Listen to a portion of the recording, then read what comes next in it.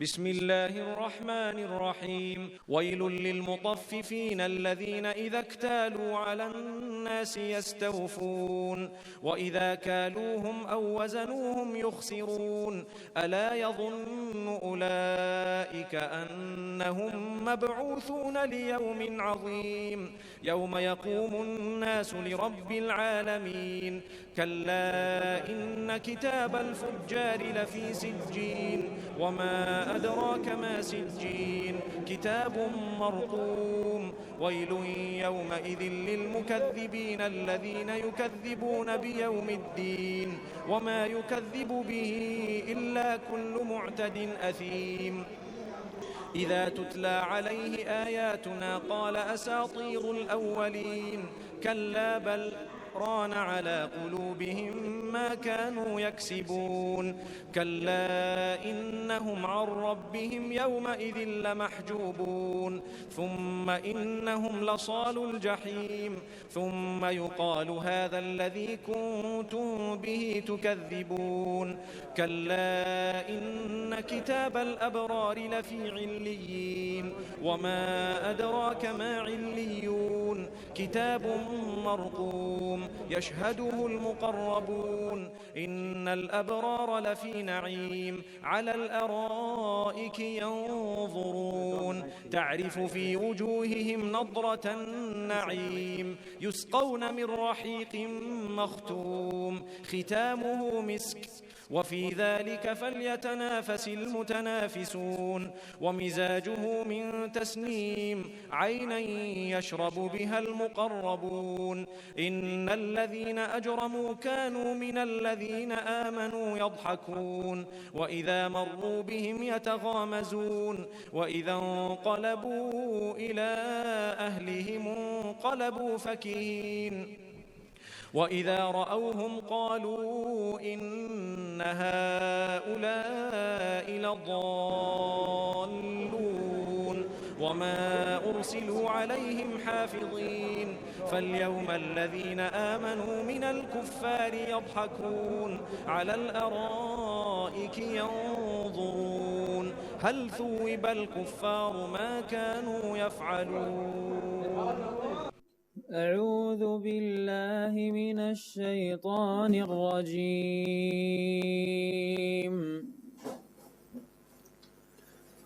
الله نور السماوات والأرض مثل نوره كمشكاة فيها مصباح المصباح في زجاجة الزجاجة كأنها كوكب دري يوقد من شجرة مباركة زيتونة لا شرقية ولا غربية يكاد زيتها يضيء ولو لم تمسسه نار نور على نور يهدي الله لنوره من يشاء ويضرب الله الأمثال للناس والله بكل شيء عليم. في بيوت أذن الله أن ترفع ويذكر فيها اسمه يسبح له فيها بالغدو والآصال رجال لا تلهيهم تجارة ولا بيع عن ذكر الله وإقام الصلاة وإيتاء الزكاة يخافون يوما تتقلب فيه القلوب والأبصار ليجزيهم الله أحسن ما عملوا ويزيدهم من فضله والله يرزق من يشاء بغير حساب. Barakallah, Brother Hussein, for that excellent recitation. Yesterday, Advocate Vahed introduced us to public speaking, and a lot of important points were raised about public speaking. One day there was a person that was giving a public lecture in a hall, and as he was giving his lecture, after a short while, half the people from the hall moved away and left the hall. And he continued giving this lecture. And a little while later, more people started leaving, until eventually only one man was sitting over there in the hall and listening. And he still continued giving the lecture, and in the end, he was intrigued why this person is the only one that is remaining in the hall. So he goes up to him and he says, "Sir, I noticed everybody else left the hall over here. Only you remained over here. What was it that I said that is so interesting and that fascinating that kept you over here?" So he says, "No, I wasn't listening to you. I was just waiting to take the microphone and pack it up." So the important thing about public speaking is also to notice what your audience is, whether you're talking to ourselves or you're talking to the audience over there. Sometimes we may be only just talking to ourselves and we are not listening.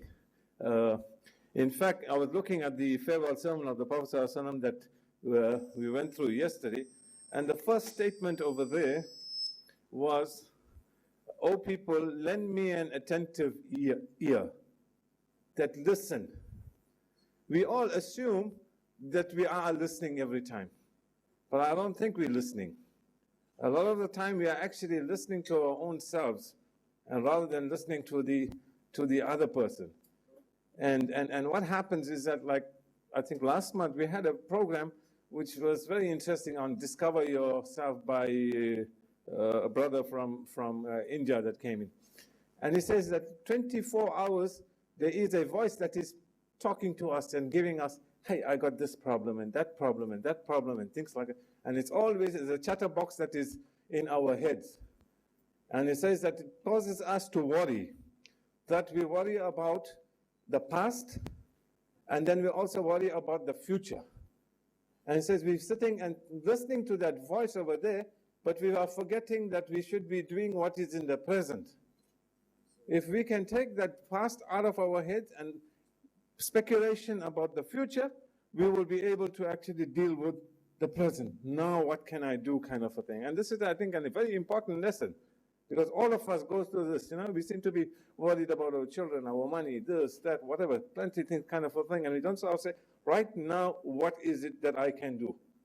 And this is where you find that the moment you release those thinkings from our brains, that you find now you suddenly see the present as an important thing over there.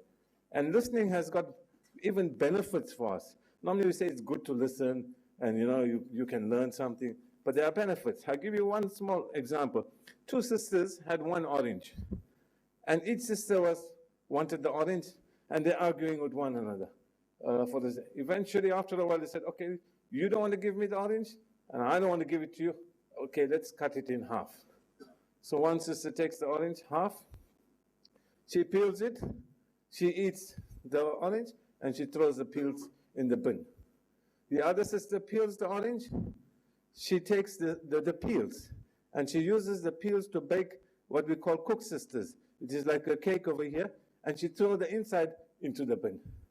Now, if they had listened, the sister would have got all the peels, and the other one would have all the orange to eat. So like that, you find that there are benefits even from listening. I said too much. I now hand you over to our Sheikh Advocate Vahed to continue in his session. Assalamu alaikum. Bismillahir Rahmanir Rahim. Nahmaduhu wa nasalli ala Rasulil Kareem amma ba'd. A'udhu billahi minash shaitanir rajeem. Bismillahir Rahmanir Rahim. Qala rabbi shrah li sadri wa yassir li amri wahlul 'uqdatan min lisani yafqahu qawli. Assalamu alaikum. Assalamu alaikum wa rahmatullahi wa barakatuh. Welcome back, brothers. Just to get a sense of what you learned yesterday before we move on with what we're going to be covering today, inshallah. So what are some of the things that you remember or you've learned, or some of the gems that you might have taken out of the first presentation yesterday morning? Anyone? No one is born to be a good speaker. Absolutely. One of the things that we're going to be discussing a little later is the tools that you can use for your presentation. So one example, what you've just mentioned, is giving them the actual speech. So by giving the audience the actual speech, although we did not hear the Holy Prophet ﷺ speaking, but we get that feeling as if he was speaking to us. So there's a number of tools that we're going to be discussing that you can use in your presentation that Rasulullah ﷺ also used. Yesterday, when we concluded, we said that there were some du'as that we should be reading for public speaking and generally also for other speaking. And some of them, and this will be giving you all on your flash disk towards the end of your program. Firstly, you must remember that we can do nothing without the help of Allah subhanahu wa ta'ala. It is therefore incumbent that we seek His assistance even in public speaking. And the following are some of the du'as taught to us by Rasulullah sallallahu alaihi wasallam. And the first one is, Rabbi zidni ilma. O my Rabb, increase me in knowledge. Right. Then another one that comes to mind, Quranic verse, Bismillah ar-Rahman ar-Rahim. قال رب اشرح لي صدري ويسر لي أمري واحلل عقدة من لساني يفقه قولي. Musa alayhi salam said, O my Lord, open for me my chest and ease my task for me and make loose the knot, the defect from my tongue, and remove the incorrectness from my speech. That is what he was meaning, because what the fuqaha say is that when he was young, Musa alayhi salam put a piece of hot ember or something in his mouth and it burned his tongue. And therefore, he had difficulty speaking for the rest of his life. So this is the dua he was making in order to assist him. So this is a simple dua. Most of these duas we know, but we need to use them in our everyday activities.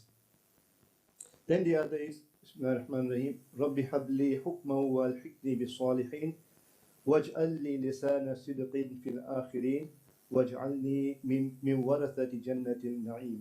O my Rabb, bestow wisdom on me and join me with the righteous. Grant me honorable mention on the tongue of truth among the later generations, and make me one of the inheritors of the garden of bliss. Right, so all these we know. And then Rasulullah also taught us a dua to read when we're having some difficulty. That is, Allahumma la sahla illa ma ja'altahu sahla wa anta taj'alu hasna sahlan idha shi'ta. Oh Allah, there is no ease except in that which you have made easy, and you make the difficult easy if you wish. So if we are going to be speaking in public and we are anxious, we are frightened, we are nervous, then these are some of the simple things that we can read in order to get Allah subhanahu wa ta'ala's assistance, inshallah.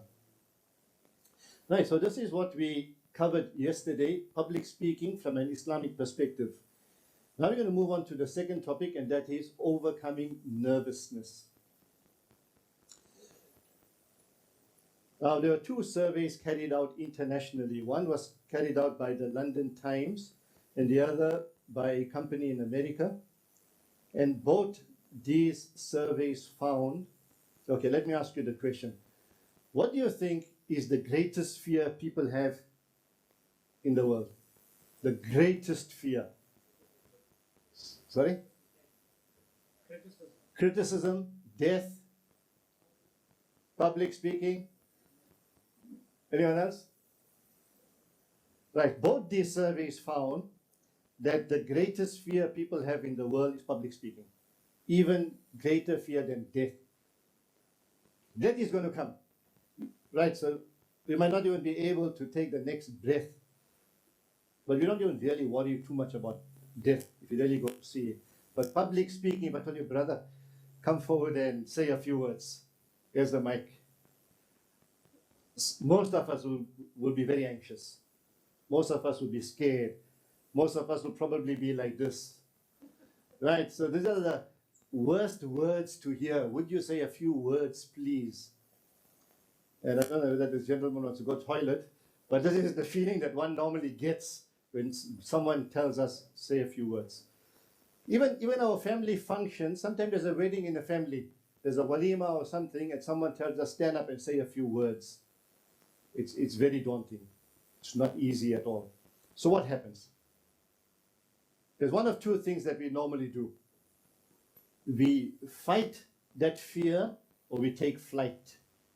So we'll try and make excuses. No, I'm not feeling well, my throat is sore, and a whole lot of other excuses. I'm not available. And there's others who will fight it. Right? Others will stand, okay, it has to be done. There's no one else to give that speech. Inshallah, I'll do it. Right? You fight it. So these are the two alternatives we have. We have to decide now, going forward, which of those alternatives we're going to use. And being nervous is something that is experienced by everyone. Lawrence Olivier, you might have heard of him. Lawrence of Arabia, the famous movie. Luciano Pavarotti, the singer. Yes, and Ahmed Deedat. Every one of them was anxious when he spoke.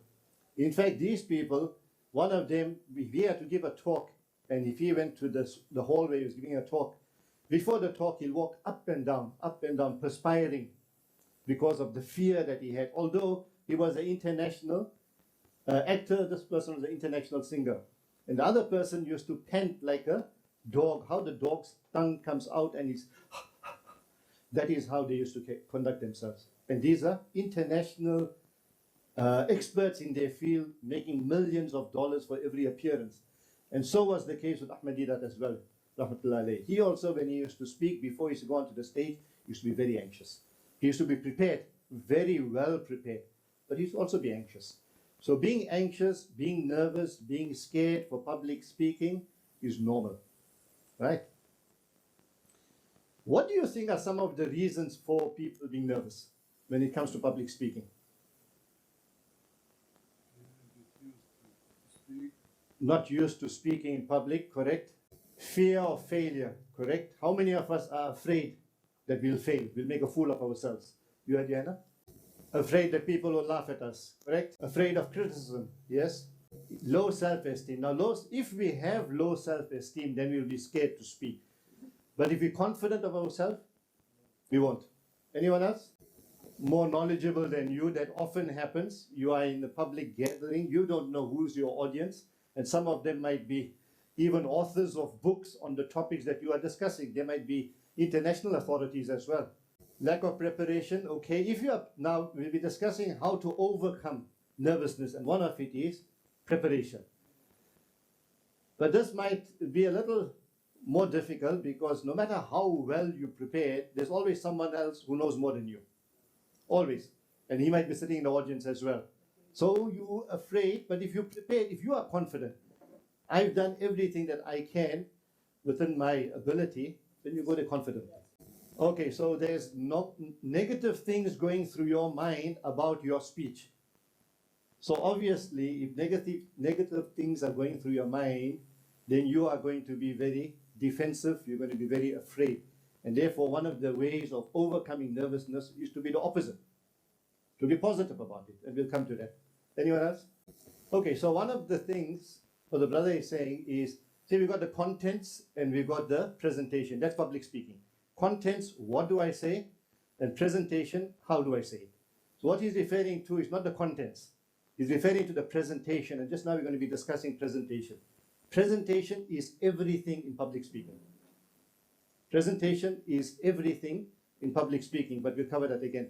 Okay, you've covered most of it, but let's just go through them. What are some of the reasons? Fear. What about fear of being stared at? People are going to look at us. We like to be sitting there. We don't like to be standing here in the full glare of the public. Some of us might like it, but most of us are scared of it. The place where I used to work before, I had about 6 departments reporting to me, so I used to have monthly workshops with them. And on one occasion, I had a workshop on public speaking. So what I did was, I got them to make a presentation for 10 minutes on a particular topic that they chose, and I had it videoed. So each one came, they made their presentation, PowerPoint presentation, and I videoed it. Out of the 6 managers, So they are experienced people, quite senior in the organization. 5 of them sat and made the presentation. Only one person stood and made the presentation. So I asked them why. And all 5 of them said that we are scared of being stared at. Because if you're sitting there, then people can't really see you too much also, and you've got the comfort of being covered, right? So being stared at is one of the concerns that people have, and this gives them nervousness. Fear of failure. See, with public speaking, what are the brothers mentioned now? Public speaking, you've got nowhere to hide. Isn't that so? You've got nowhere to hide. You're standing here and you're speaking. If you make a fool of yourself, you just have to bear it. You try to crack a joke, no one laughs. Right? You just have to grit your teeth and carry on. So public speaking, one of the reasons why people are scared is there's nowhere to hide. It's between you and your audience. Everything else, if someone else does it, you write a letter or something, okay, he reads it, but you're not in front of him. Okay, then fear of rejection. People might laugh at us, they might not accept our message, etc. And fear of the unknown, if you're not used to it. Your brother mentioned right in the beginning, if you're not used to it, so these are all the fears that we have, right? So these are the reasons why we become nervous. What we need to do, we need to see what makes me nervous. What of those or other factors make me nervous? If you know what makes you nervous, then you can rectify it. If you don't know what makes you nervous, then you won't be able to rectify. Okay, there's about 6 or 7 different examples I'm going to give you in a moment. It's 2 or 3 slides after this, and we'll be covering that. Now, is there any benefits of being nervous? Is there any value of being fearful? If we are fearful, then it's everything negative. But can there be anything positive arising out of us being fearful? Makes us work, correct? Because if you're fearful, then you want to give off your best. Then you'll do more work. Absolutely. Yes?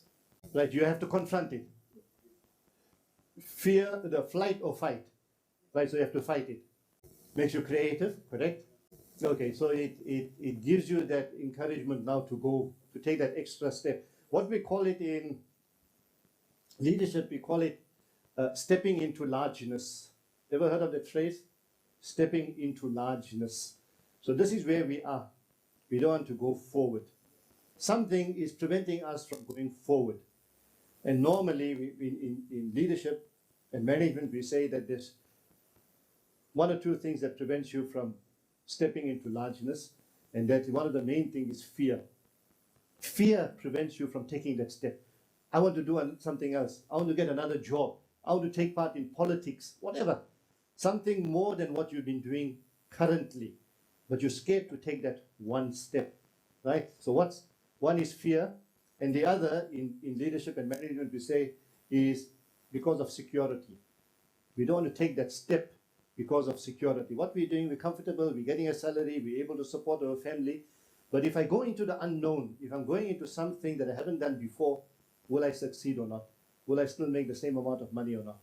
Okay, so there's definitely values in being fearful and being anxious. So one is it gives you energy, it gives you that extra energy, it's there, it's pumping you. And you would have experienced it yourself, that sometimes, quite often in a soccer match, there is a team that's top of the league, and everyone thinks that team is going to win. Maybe it's the FA Cup final. In fact, last year, I think so, there was the FA Cup final or the semi-final, and the team that won the league the previous year was in the semi-final, and the team that was going to be relegated from the British Premier League that year was also in the final. So the worst team in the league and the best team in the league. And when they played, who won? The worst team won. Now why is that? They gave it the best because they were now playing for survival. It didn't affect, not really survival, it didn't affect the league because they already lost and they were going down. But it was gave them that extra energy and extra incentive to win. So, see that adrenaline that you've got in your body, right? So it's pumping more when you are scared. So what you need to do is instead of it being negative, you need to direct it to being positive, right? And I'll show you all ways to do that. So that is why. And what happens with a team that's very confident, the team that's supposed to win, because they're so confident, so they relax. And that is why they're going to lose. Okay, so that's one. And the other is it shows respect for your audience. Isn't that so? Right, so if I'm going to make my first public speaking appearance and I'm not too worried about anyone else and I'll come here, quite relaxed and things, so it shows that I don't really care too much about them and that sort of thing. So these are some of the benefits of fear. Right. Next question. Now, how do we control the nervousness when we speak? Instead of being like this person and that person, we actually need to be like that person. So now we need to move from here to here. So how do we do that? What are some of the ways of overcoming nervousness? Anyone? You mentioned it already. If you are shaking, now rather just hold something so that your shaking hand of yours will stop. Okay, that's an important point. We'll come to it again. Someone else had their hand up. Sorry, practice. Absolutely. Take a deep breath. Correct. Anything else? Crack a joke. Okay, one of the ways is to add humor to your presentation. That's one way of overcoming. Now you're so nervous that you're also scared by whether you're going to make them laugh or not. Okay, so that is as far as preparation is concerned. So you must have a plan B. But that's not really going to be affecting how you overcome nervousness because you're nervous, right? So that is something else. That is now being properly prepared. So that we'll cover that just now. Coming early to the venue, and instead of rushing, now say if I came late and I wasn't prepared, and the meeting was about to start or the presentation, and now I'm rushing around doing it and I'm perspiring. If I start off, definitely I'm going to be very uncomfortable. Okay, so you must be confident in the subject that you have chosen. Because if you're choosing a subject that you're not very good at or you don't know much about, you're going to be very nervous. Right, so you must be confident in the subject that you choose. This book here that we've got one section on giving Jummah khutbahs. And what we say there also is, when a person is invited to give a Jummah khutbah or any talk, but the person firstly doesn't have much time to prepare, it's better to turn down the invitation than going there, firstly unprepared, making a fool of yourself, and also not respecting the intelligence of the audience, right? So just turn it down if you can, because firstly, you might not have enough time to prepare. The other is, if you are not good at that particular topic, then again, you need plenty of time to prepare, because otherwise you're going to get very nervous and you might even make a fool of yourself. Okay, so you've covered quite a lot, but let's just see if you missed out anything. One is walk before presenting. Now, shouldn't we walk? Just like we want to breathe, to relax, shouldn't we walk as well? Walk as much as possible. Whenever I go to any presentation, and before my presentation, I'll normally walk up and down the venue. I'll walk at the back, see what view I can get of the screen, of the people, etc. But one of the reasons is just to relax. The place where I used to work before, my office was on the third floor, and the training room was on the ground floor. And we had a lift. But whenever I went to make my presentation, I used to walk down the stairs. Right? Why? Because it helps you to relax. Okay. Right, it's a good point. The body secretes what it secretes, adrenaline. And the adrenaline that it secretes makes us nervous. But by walking, then it overcomes that nervousness. Okay, so there's a medical proof of that as well. Right, so walking is very important before the presentation. Immediately before, yeah, depending on how much time you have. Now, if the chairman is already here, or the MC is already here, and you're expecting you to start, then it is too late. So therefore, it's always advisable to come a little early. Or even if you're just going to make it in time, and instead of parking your car downstairs, if you can park it about 100 or 200 meters away, if there's not a problem, then at least you're walking. Right, anything to just make you relax. Dangle your arms and twirl your wrists while waiting to speak. Right, so say if I'm sitting here, now waiting for my turn. and someone else is speaking, or the MC is introducing me. Right? So very simply, you don't have to show the audience. Normally there's a table there and you're sitting there. Right? So then just relax. Your hand, your shoulders, just relax. Right? Like I said, just relax. Right? So sit there whilst you're waiting for your turn. Dangle your arms and twirl your wrists. Right? Just do that. Who does this normally? Where do you see this being done? Sorry? Boxers? Where else? Wrestlers? Football players? Athletes? Olympic Games? Sorry? Public speakers. Before we finish off, on Thursday, inshallah, what's your name? Muhammad. Inshallah, on Thursday, before we finish off, Muhammad's going to come forward and give us an excellent speech. Don't we want it? Don't we want it? Muhammad? Sure. MashaAllah. But you have to look in our eyes. No girls there, so it's okay. Okay, so in Olympic Games, you'll see the runners, right? When they, just before the start, what they're doing? They're doing this, isn't that they're doing? Why? Because they're nervous, right? And the thousands and thousands, maybe millions of people are watching them on TV as well, because they want to relax. Right, so we should do that as well.